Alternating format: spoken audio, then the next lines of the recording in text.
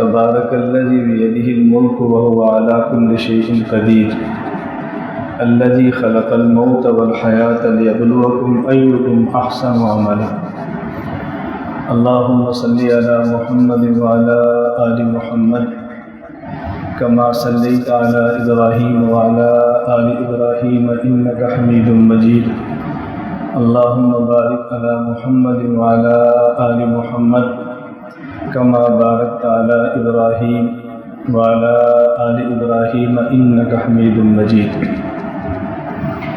اللہ رب العزت نے جو میں نے تلاوت کی ہے اس میں کئی ایک باتیں ہمیں سمجھائی ہیں۔ میں صرف موضوع کی مناسبت سے دو باتیں عرض کرتا ہوں۔ ہمارا آج کے بیان کا کوئی ایسا عام موضوع تو نہیں جو آپ کے ذہن میں ہو۔ آمد کا مقصد صرف ہمارے بھائی عثمان کے دادا حاجی عبدالحمید صاحب اللہ ان کی مغفرت فرمائے، درجات بلند فرمائے۔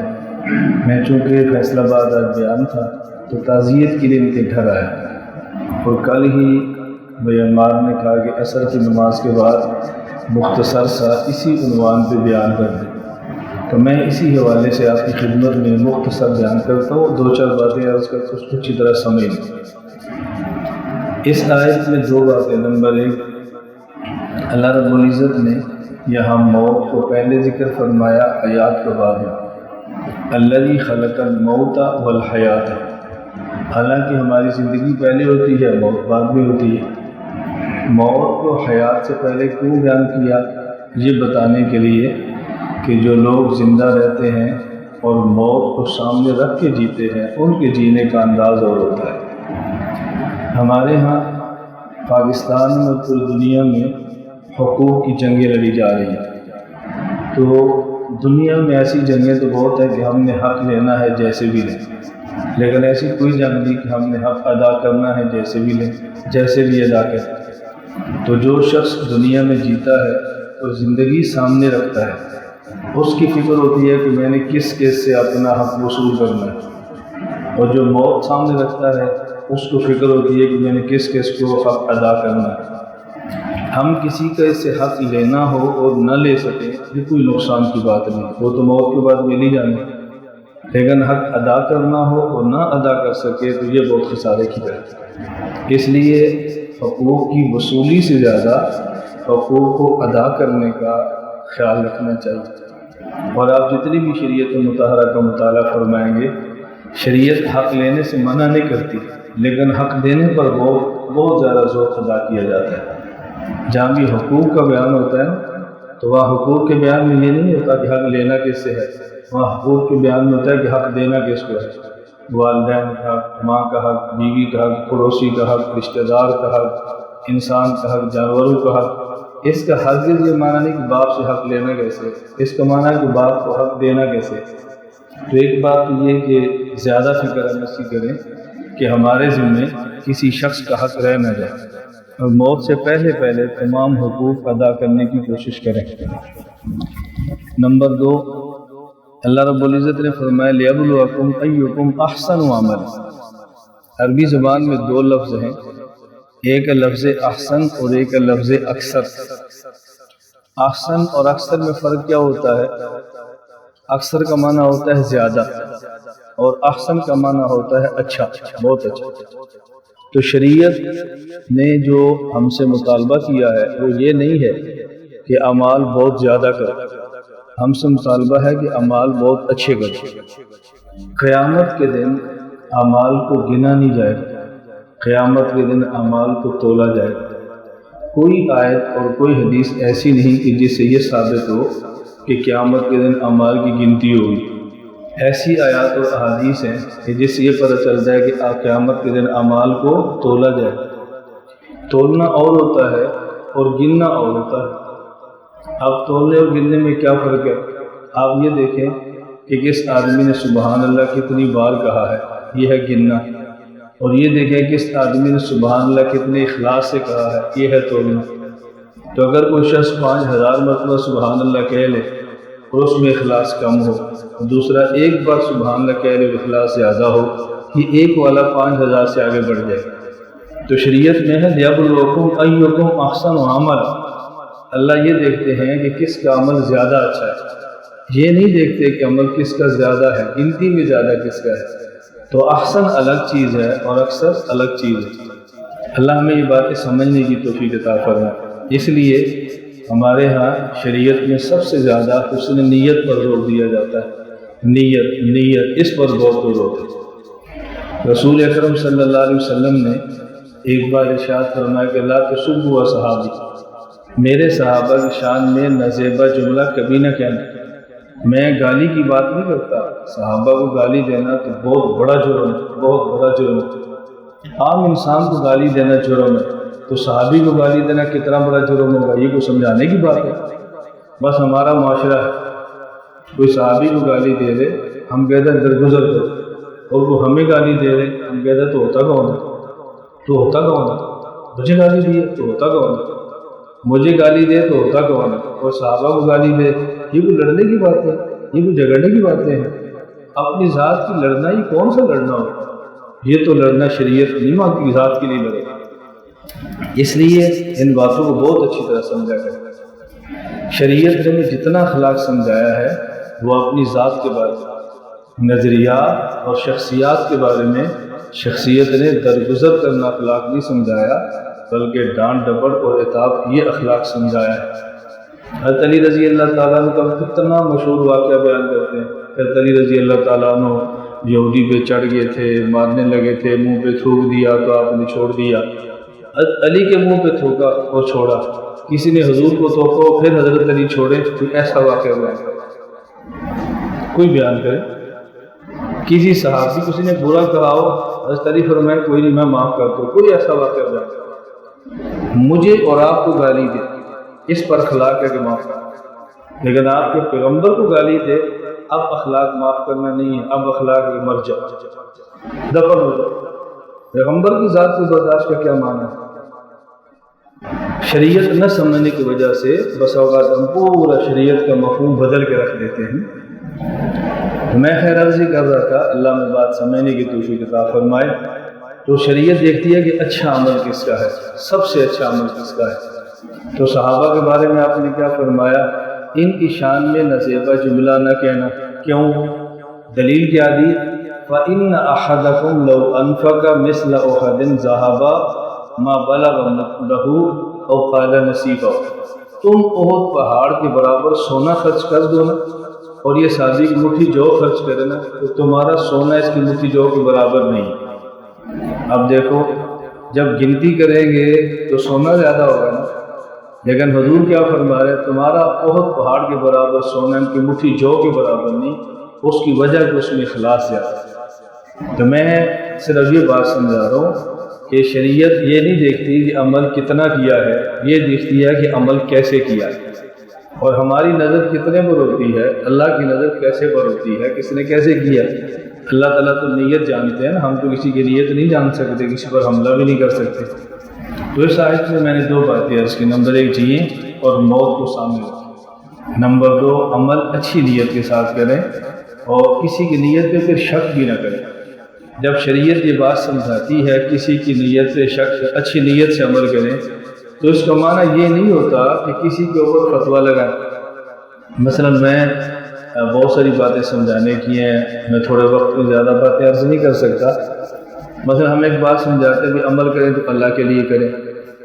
آپ نے مسجد بنائی ہے تو اللہ کے لیے بنائیں، اپنے باپ کا نام کیوں لکھتے ہیں، امی کا نام کیوں لکھتے ہیں، یہ سمجھانے کے لیے۔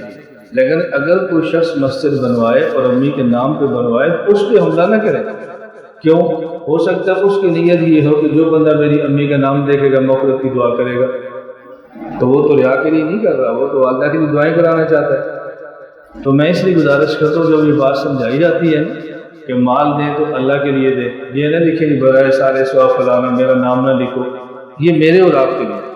لیکن اگر کوئی لکھ لے تو پھر اس کی نیت پہ شک نہیں کرنا کہ یہ بھی ریاکار ہے۔ ہو سکتا ہے اس کے لکھنے کے لیے کچھ اور ہو، وہ چاہتا ہوں کہ لوگ دیکھیں تو میرے ابو امی کے لیے دعا کر دیں۔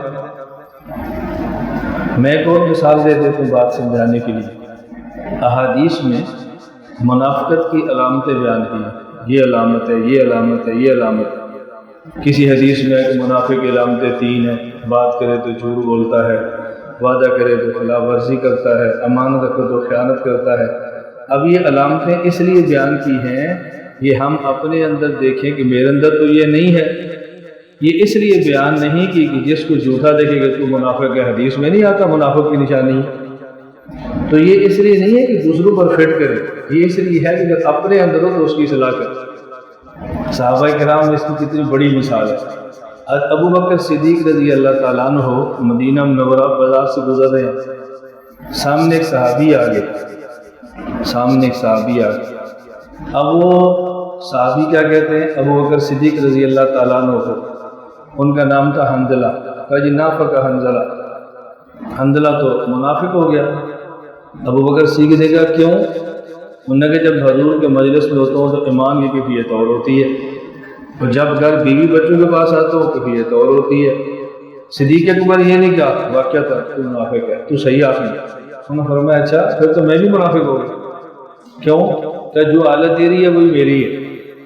اب دیکھو صدیق اکبر فتویٰ نہیں لگا رہا، حالانکہ بندہ اعتراف کر رہا ہے، پر میں تو پھر میں بھی منافق ہوں، حضور کی مجلس میں جاتا ہوں حالت اور ہوتی ہے، گھر آتا اور ہوتی ہے، اب کیا کریں؟ اب دونوں نے فیصلہ نہیں کیا، وہ دونوں سیدھا حضور کی مجلس میں چلے۔ حضور یہ ہمارا مسئلہ پیش آ گیا ہے، آپ فرمائیں کہ ہم کیا کریں؟ اللہ کے نبی نے فرمایا دیکھو جو کیفیت میری مجلس میں ہے یہ کیفیت بازار میں بچوں کے پاس بیوی کے پاس تو نہیں ہو سکتی۔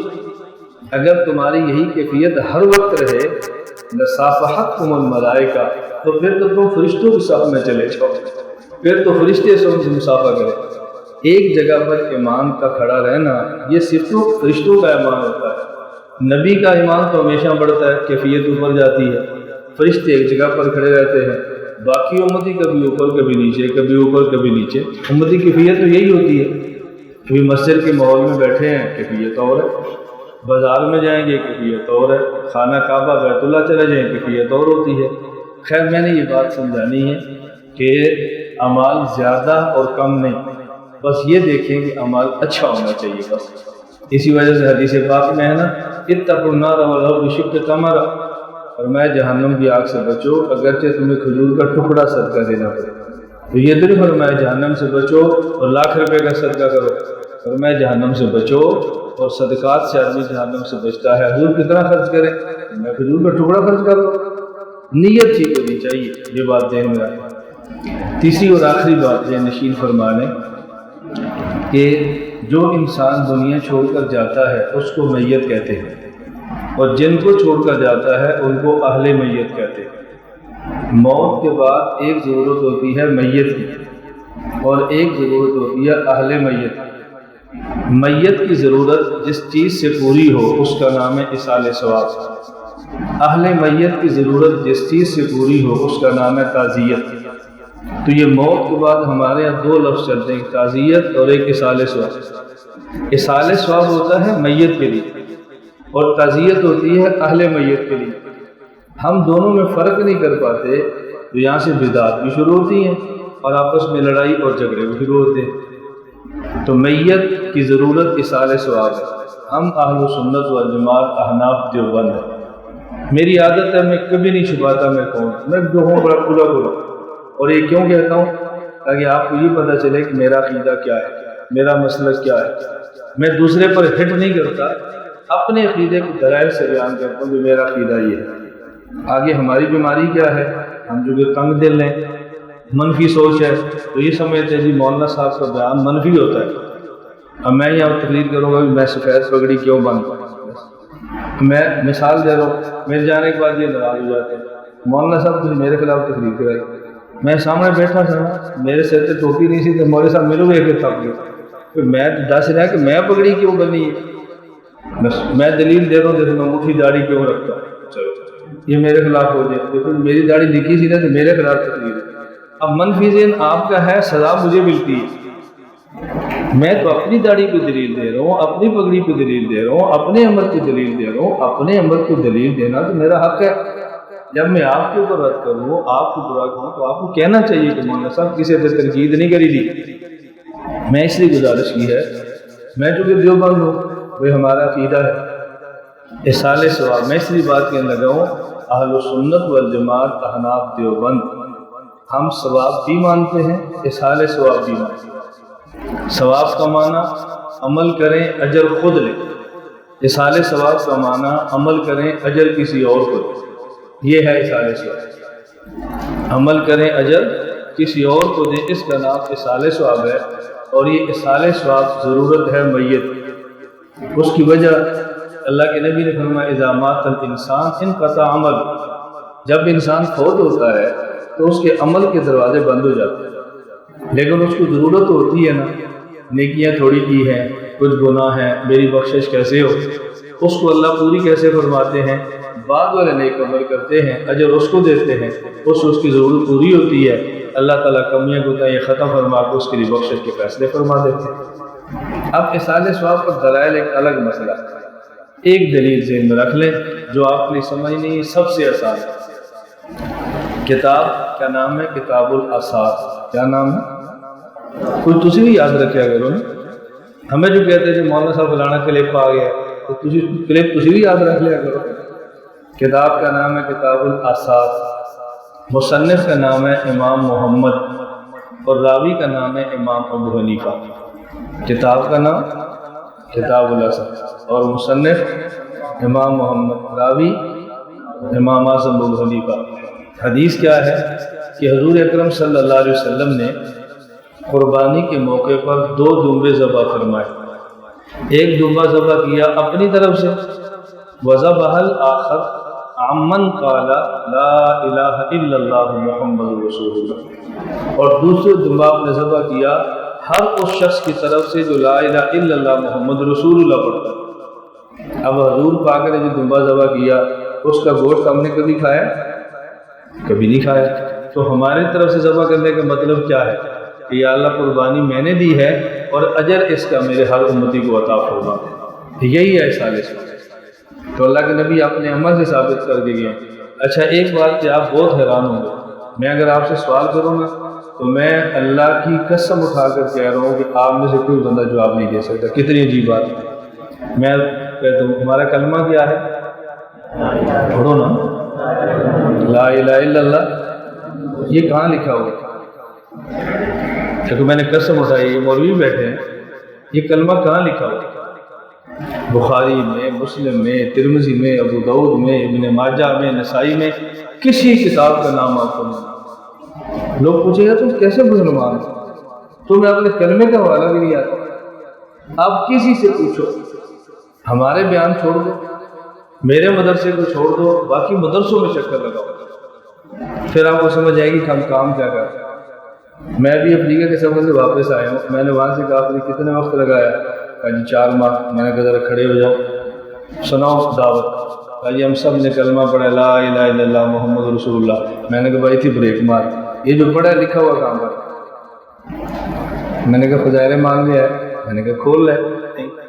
فضائل صدقات میں ہے؟ کہا نہیں۔ میں نے کہا کس میں ہے؟ کہاں لکھا ہوا ہے؟ اب دیکھو ہم یہاں پھنسے، اور میں دنیا میں کیا کر رہا ہوں کہ جو ہم اعمال کر رہے ہیں ان اعمال پہ دلائل پیش کر رہا ہوں تاکہ آپ کی دعوت کمزور نہ ہو بلکہ مضبوط ہو۔ بندے کو مضبوط کرنا چاہیے، میں اس پہ حوالہ پیش کر رہا ہوں، یہی کتاب حوالہ ہے۔ کتاب کا نام کتاب الاثار، مصنف کا نام امام محمد، اور راوی کا نام امام اعظم ابو حنیفہ، اور کلمے کا ثبوت اللہ کے نبی نے قربانی دوسرا دمبا ذبح کیا، وذبح الآخر عمن قال لا الہ الا اللہ محمد رسول اللہ۔ کوئی پوچھے امام اعظم ابو حنیفہ رحمۃ اللہ علیہ کتنے بڑے آدمی ہیں، کوئی آدمی آپ سے پوچھے بھئی امام ابو حنیفہ سانو دیتا کیے، تسی کہنا کلمہ دیتا ہے۔ کوئی بندہ پوچھ لیتا ہے نا بھی امام ابو حنیفہ نے ہمیں کیا دیا، کیا جواب دو گے؟ کلمہ دیا، اور کیا کلمہ دیا۔ جو ہم کلمہ پوری دنیا میں تبلیغ والے پھیلا رہے ہیں نا، کہ دیتا ابو حنیفہ لے کے آتے، کتنا بڑا کام کیا۔ اللہ ہم سب کو صدر کرنے کی توفیق عطا فرمائے۔ تو یہ میں نے ایک اصحال ثواب پر دلیل عرض کی ہے، دلائل تو بہت ہیں، پڑھیں اور ثواب کسی اور کو دیں، اصحال ثواب۔ اور اہل میت کی کیا ضرورت ہے؟ تعزیت، تسلی۔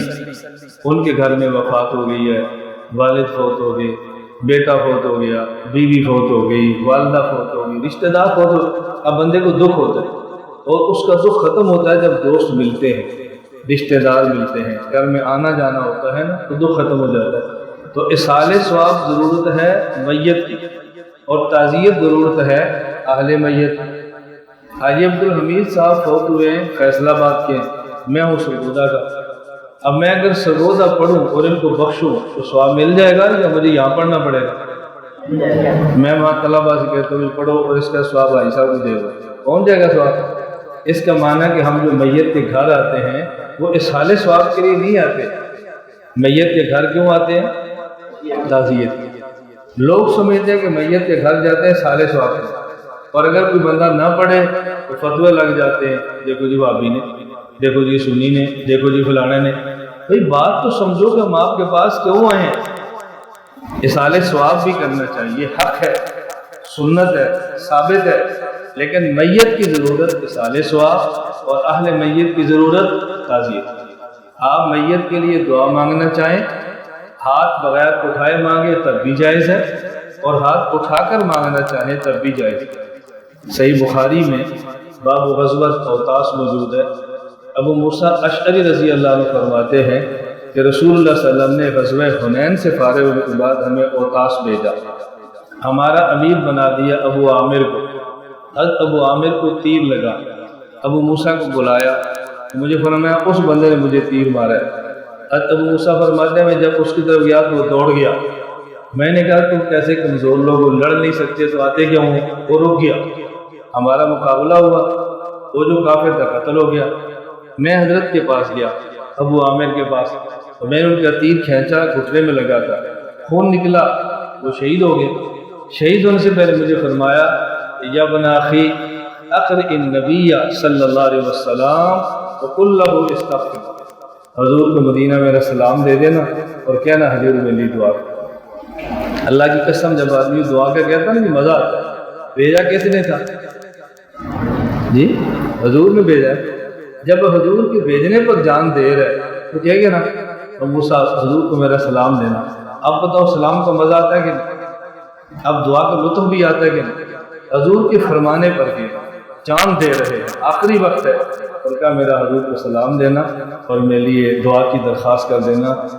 حضرت موسیٰ فرماتے ہیں واپس آئے تو میں نے کہا یا رسول اللہ ابو عامر تو شہید ہو گئے ہیں، تو انہوں نے آپ کو سلام دیا تھا اور دعا کی درخواست کی تھی۔ اب موسیٰ فرماتے ہیں فدعا بماء، حضور نے پانی منگوایا، فتوضا، پھر وضو فرمایا، ورفع یدیہ، ہاتھ اٹھائے، اور کتنے اٹھائے؟ رأیت بیاض ابطی، یہ حضور کی بغل کی سفیدی نظر آنا شروع ہوگی، ایسے ہاتھ اٹھائے۔ ہماری تو بغلوں میں سفیدی نہیں صحیح جگہ ہوتی ہے نا، اور تو رسول پاک صلی اللہ علیہ وسلم کی بغل مبارک تھی نا، خوشبو کا مجموعہ ایسے آنا شروع ہوگی۔ یہ میں کیوں کہہ رہا ہوں؟ جب احرام کے اوپر جائیں نا صفائی شفائی کر کے جائیں، یہ سنت کو زندہ کرنے کے لیے ہاتھ کھڑے کیے ہیں، یا بول بھی آ رہی ہے اور بال بھی نظر آ رہے ہیں، ساتھ والے حاجی کو بھی خیال جائے گا۔ نبوت کی سنت پر عمل کریں، لیکن یہ سمجھیں کہ حضور کیسے تھے۔ انہوں نے کہا ہاتھ اٹھائے، ایسے بغلوں کی سفیدی نظر آ رہی۔ حضور نے دعا مانگی اللہم اغفر لعبید ابی عامر، یا اللہ عبید ابو عامر کی مغفرت فرما دے، اور ہاتھ اٹھا کے دعا مانگی یا اللہ کی مغفرت فرما دے۔ فاجعلہ یوم القیامت فوق کثیر من خلقک، اللہ تیری کتنی مخلوق ہے لیکن اس کو قیامت کے دن ان میں سے ذرا عزت عظمت عطا فرما۔ پھر وہ موسیٰ نے کہا حضور میرے لیے بھی دعا فرما دے۔ جب حضرت نے دیکھا نا کہ حضرت دعا فرما رہے ہیں، تو حضور میرے لیے بھی دعا فرما دے۔ پھر حضور نے ابو موسیٰ اشعری کے لیے بھی دعا فرمائی اللہم اغفر لعبد اللہ بن قیس ذنبہ وادخلہ یوم القیامۃ مدخلا الکریمہ، اللہ اس کو بھی معاف فرما دے اور قیامت کو اس کو بھی اچھی جگہ عطا فرما۔ میں صرف یہ کہہ رہا ہوں ہاتھ نہ اٹھائیں تب بھی ٹھیک ہے، ہاتھ اٹھا لیں تو بھی ٹھیک ہے۔ یہ میں بات اس لیے کہتا ہوں اعتدال رکھیں، جو نہیں اٹھاتا کبھی اس سے لڑتے ہیں، کوئی اٹھاتا ہے تو اس سے لڑتے ہیں۔ جب دو چیزیں ثابت ہو جائیں تو پھر لڑنے کی ضرورت ختم ہو جاتی ہے۔ میت کا حق ہے ہمارے اوپر، میت کو غسل دے، میت کو کفن دے، میت پر جنازہ پڑھے اور میت کو دفن کرے، اور دفن کے بعد دعا مانگے۔ بس یہ دفن کے بعد دعا ہے یا میت کے جنازے کے اندر دعا ہے؟ جنازے کے بعد اور دفن سے پہلے یہ دعا ہے۔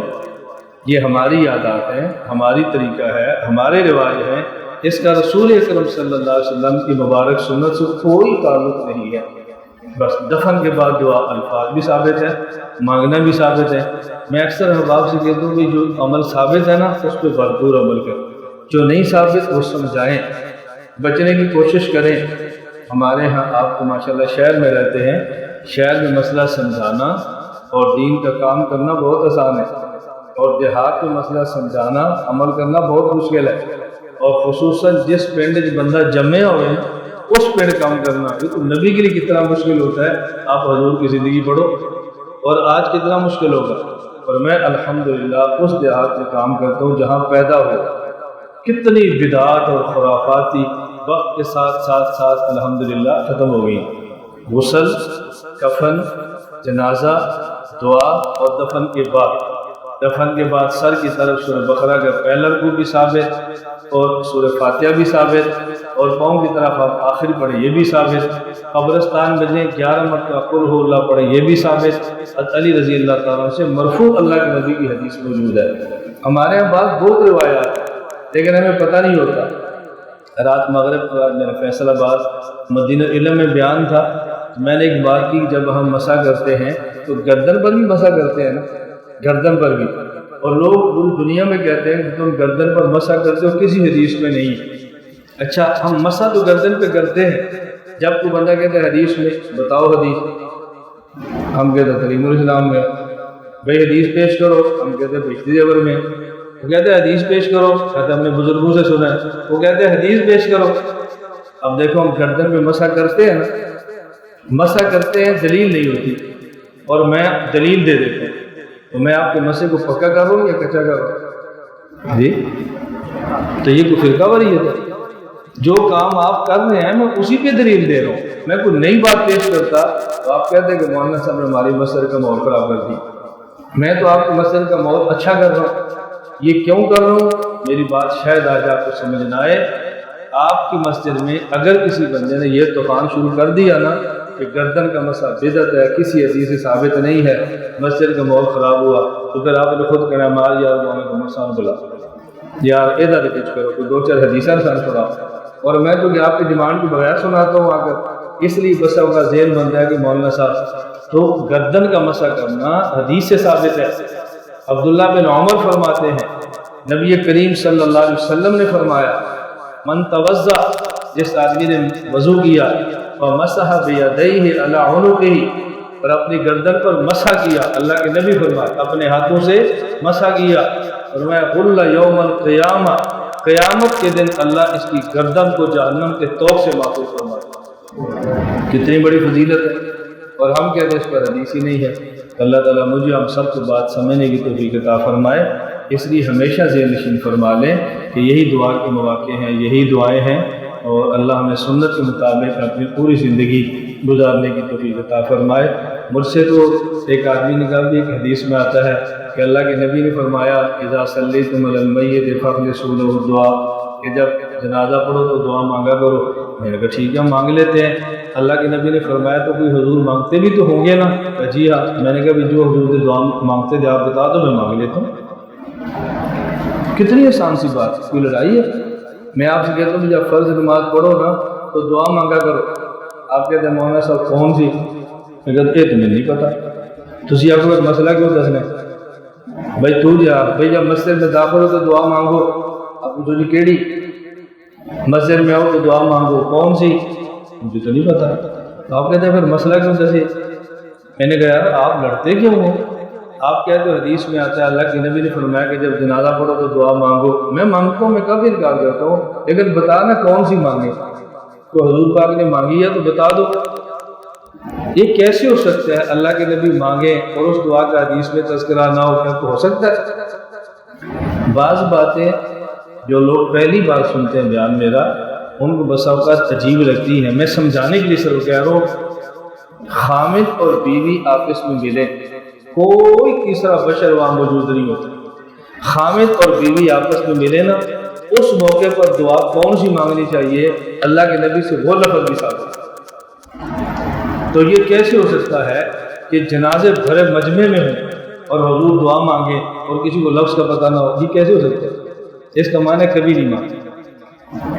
تو جب نہیں مانگی تو یہ کیوں فرمایا؟ کہ جب جنازہ پڑھو تو اخلاص سے دعا مانگو؟ میں نے کہا اس کا میں مثال دوں گا نا تو حدیث سمجھنی بہت آسان ہے، میری عادت ہے میں ہر حدیث آیت کو مثال سے سمجھاتا ہوں۔ یہ آپ کا گھر ہے، گھر کے آگے سڑک ہے، سڑک اس پر سکول ہے، آپ اپنے بچے سے کہتے ہیں رش بہت ہے، ٹریفک بہت ہے، بیٹا جب سڑک سے گزرو نا تو خیال سے گزرنا، جب سڑک سے گزرو نا کیا کرنا؟ بولو، اس کا کیا مطلب؟ جب گزر جاؤ پھر خیال کرنا، یہ معنی ہے اس کا؟ یہ معنی تو نہیں ہے نا، جب سڑک سے گزرو نا خیال سے گزرنا، اس کا معنی ہے گزرنا اور خیال اکٹھا ہونا چاہیے۔ حضور فرمایا جب میت پر جنازہ پڑھو نا تو دعا اخلاص سے مانگنا۔ اللہ کی قسم حدیث میں یہ نہیں ہے کہ جب میت پر جنازہ پڑھو تو دعا مانگو، یہ نہیں ہے۔ فرمایا فَأَخْلِصُوا لَهُ الدُّعَاء، جب میت پر جنازہ پڑھو نا تو اخلاص سے دعا مانگنا۔ حدیث میں دعا مانگنے کا نہیں ہے بلکہ اخلاص سے دعا مانگنے کا ہے۔ حضور یہ سمجھا رہے ہیں دنیا میں اس بندے سے تعلق تھا تو میں کہتا ہوں یار ہمارے بزرگوں اور سلام کے رینجی نہ ہو جاؤں، یار انہوں نے ملی اگلی بار کے لیے مسئلہ بیان نہ کرن دے، یار فلاں میں مل لو سی رمضان کا چندہ منگنے رینج نہ ہو جان۔ حضور کو سمجھا رہے ہیں کہ دنیا میں تم بندے سے معاملات رکھتے ہو، کبھی سیاست، کبھی خاندان، کبھی رکھ رکھاؤ، کبھی مجبوری، یہ جو اب دنیا سے رخصت کر رہے ہو نا، اب رکھ رکھاؤ نہ رکھنا، اب اخلاص سے دعا مانگو۔ دیکھو آخری موقع ہے، اب خیال کرو، اخلاص سے مانگو۔ اب بتاؤ اس کا معنی بعد ہے یا اس کا معنی اندر ہے؟ اس کا معنی تو اندر ہے۔ مجھے ایک مرتبہ ایک آدمی نے فون کیا اور یہ حدیث پڑھی کہ مولانا صاحب جنازے کے بعد دعا مانگنے کی حدیث ہے، میں نے کہا سناؤ۔ جب یہی حدیث سنائی نا میں نے کہا کس کتاب میں ہے؟ کہتے مشکات شریف۔ میں نے کہا کتاب تمہارے پاس ہے؟ کہتے نہیں۔ میں نے کہا ایسا کرو مدرسے یا گھر جاؤ، کتاب کھولو، مجھے پھر فون کرنا، میں تیرا فون سنوں گا۔ کتاب کھول لی، میں نے کہا پڑھ۔ کہتا جی ہے؟ میں نے کہا میں کب کہ تو نہیں ہے بھائی، میں تو کہتا ہوں ہے، ذرا کھول کے صحیح۔ کھولا، حدیث میں کیا ہے؟ ابو ہریرہ فرماتے ہیں رسول اللہ صلی اللہ علیہ وسلم نے فرمایا اذا صلیتم الی المیت فاخلصوا له الدعاء، جب میت پر جنازہ پڑھو تو دعا اخلاص سے مانگو۔ میں نے کہا اگلی حدیث پر، حدیثیں تو ساری پڑھنی چاہیے نا۔ میں نے کہا میرا پتر تیرو دے کے رٹائی ہے نا، تیسے نے پوری مشکات پڑھی ہے، اگلی حدیث پڑھ۔ آگے کیا تھا؟ حضرت ابو ہریرہ فرماتے ہیں ان النبی صلی اللہ علیہ وسلم کان اذا صلی علی المیت فقال اللہم اغفر لحینا و میتنا، جب حضور میت پر جنازہ پڑھتے تو دعا مانگتے کون تھی؟ اللہم اغفر لحینا۔ میں نے کہا اس کا معنی یہ جو حضور فرما رہے ہیں نا جب میت پر جنازہ پڑھو تو دعا مانگنا، اس میں دعا نہیں بتائی۔ اگلی حدیث میں گیا جب جنازہ پڑھتے تو دعا مانگتے اللہم اغفر لحینا۔ حضرت ابو ہریرہ فرما رہے ہیں کہ حضور نے کون سی دعا بتائی تھی، وہ یہ ہے۔ تو میں نے کہا بعد میں منگنی کہ بیچ کہیے تو بیچ منگی دیے، میں ان کو بعد آئی جو سنا، ان کو بعد آئی جو سنانا کہ بعد میں حضور نے کون سی مانگ، وہ تو کوئی نہیں۔ میں کہ تینوں اوکھا ہونے کی لوڑ، دین اللہ کے نبی کا تو کیوں پریشان ہو رہا ہے؟ میری بات سمجھ آ رہی ہے؟ میں صرف عرض کر رہا ہوں کہ دیکھو اپنے مسائل پہ دلائل یاد کرو، اپنے مسائل پہ دلائل سیکھو۔ یہ ہمارے دیکھو دوست ہے، بھائی ہے، میں ان کے آتا رہتا ہوں، اب انہیں ٹوپی پہن کے نماز پڑھی۔ اچھا وہ بندہ پوچھتا ہے ٹوپی پہنتے ہو، حدیث ہے؟ مولانا صاحب ملو مولانا گمر صاحب، میں کہ جی میں آج ٹوپی پا کے نماز پڑھی تھی کہ بندے کچھ حدیث ہے؟ میں نے کہا ہے۔ کون سی ہے؟ بخاری میں۔ مثال حدیث سنا دیتا ہوں کہ خوش ہو گئی یا نہیں؟ اب یہ اگلی نماز میں وہ بندہ تلاش کرے کہ میرے کو کچھ ہی آگے تو میں کو 10 ایسے ہی ہے نا، اور اگر نہ ملی تو پھر انہیں اگلی نماز چھپنے کے لیے پھر نہ مل کو۔ تو میں آپ کو کہتا ہوں چھپو نا، آپ کھلے عام پھرو، جب ضرورت پڑو تو ہم آپ کے پاس موجود ہیں، کوئی خرچہ نہیں ہے، کوئی پرچہ نہیں ہے، کوئی پیسے نہیں ہے، کوئی روڑا نہیں ہے، کوئی جھگڑا نہیں ہے۔ کون فون سنتے ہیں آپ کے؟ کون آپ کو مسئلے بتاتا ہے؟ کوئی بندہ فون سننے کے لیے تیار نہیں، اور ہم 24 گھنٹے فون کے بیٹھے ہیں کہ اللہ کرے امت اپنے اعمال کو سنت کے مطابق کرے۔ اللہ ہم سب کو مصنون زندگی گزارنے کی توفیق عطا فرمائے۔ الحمدللہ رب العالمین والصلاۃ والسلام علی رسولہ وعلی آلہ وصحبہ اجمعین۔ اے اللہ ہم سب کے گناہوں کو معاف فرما دے، یا اللہ خطاؤں سے درگزر فرما دے، ہماری جائز حاجات کو پورا فرما دے۔ یا اللہ حاجی عبدالحمید صاحب ان کی مغفرت فرما دے، درجات بلند فرما دے۔ یا اللہ ابھی جو بیان ہوا اس پر اجر ہے، اللہ تو ان کی روح کو بھی عطا فرما دے۔ وہ یہاں پہ ہوتے بیان میں شریک بھی ہوتے، یا اللہ تو اس بیان کا اجر ان کو بھی عطا فرما دے۔ اے مولا کریم جو بیمار ہیں ان کو صحت عطا فرما دے، اللہ ان کو صحت عطا فرما دے، یا مولا اپنے کرم سے صحت عطا فرما دے، یا ذا الجلال والاکرام۔ والدین کے لیے اولاد کو آنکھوں کی ٹھنڈک بنا دے، اللہ کریم اولاد کے لیے والدین کو سرپرستی اور شفقت عطا فرما دے، یا اللہ ہمیں سنت کے مطابق اپنی زندگی گزارنے کی توفیق عطا فرما دے اجمعین برحمتک یا